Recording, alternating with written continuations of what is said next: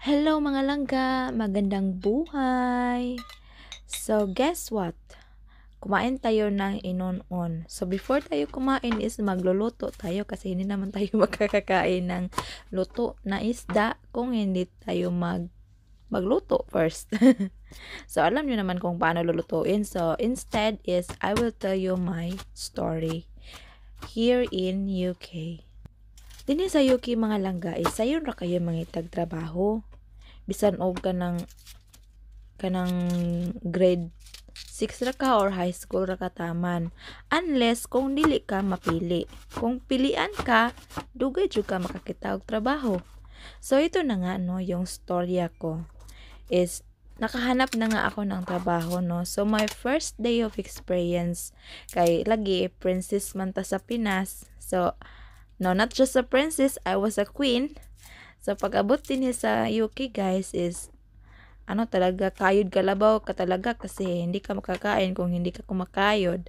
So yun na nga nung my first day. Grabe eh. Pag uli na ako gikan sa trabaho, grabe kasakit sa akong mga lawas ginatod. Mura na akong robot nga maglakaw-lakaw. So bisan na nga akong pares mausab. Kay bisan tuod dili siya king sa Pinas. Pero lagi kay first day. So nabaguhan na nga tong lawas no. Same ra pud sa kanang mag-exercise bitaw ta. So grabe jud siya guys, di jud siya lalim. Grabe, parta jud ka panakit sa mga kalawasan nga nang maglakaw na gyud ka nga naingon na jud ka og robot. Oh, ang akong first day of experience guys kay murag dili kayo siya lisod kay naman kay trainer. So bali, kung mosulod ka og trabaho, bali na kay 3 days of training. After that is you have to work on your own. So bali, mag-grow up na ka no. So anyway, bisan tuod og sayon ra ang imong trabaho pero lisod siya no. Sayon pero lisod kayo siya as in no. Daghan kay kag mga pagsulay, kasabaan ka, kay lagi nasayop ka. Pero di pud ingon kasaba jud nga asin kasaba kay para pud nga maka-learn ka no. Kun abi ninyo guys no, kay layo man ang akong gitrabahuan, dayon first time nako tanan as in first time jud akong makaadto didto.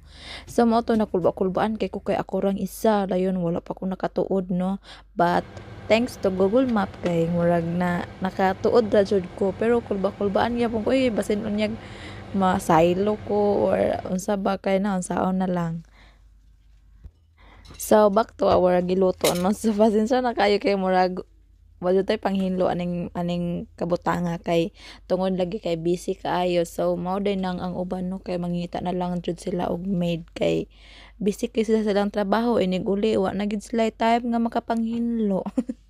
Inig uli wa na mao na matulog na lang nagigising trabaho kumain matutulog ganyan na talaga yung buhay natin dito.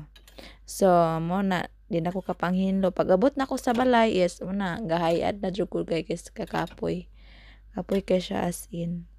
So dili lalim manarbaho, dili lalim mangitag kwarta.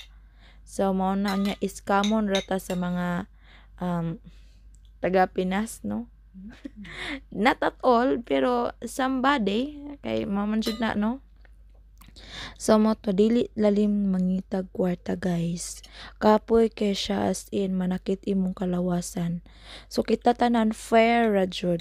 Dili pud ko dato as in so sa mga gaingon og dato ta.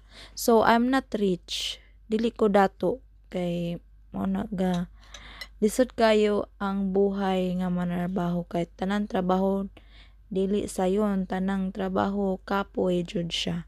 So mo to nga magkondento na lang tingalitaan.